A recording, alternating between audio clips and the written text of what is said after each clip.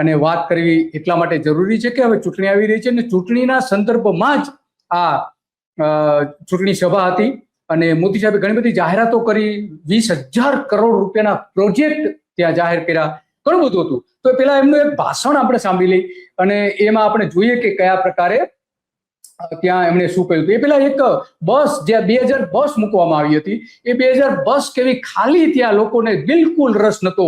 આ જોઈ શકીએ છીએ અંદરનો સીન કે માત્ર ને માત્ર 8 લોકો બેઠા હોય એવા આ દ્રશ્યો આપણે જોઈ શકીએ છીએ.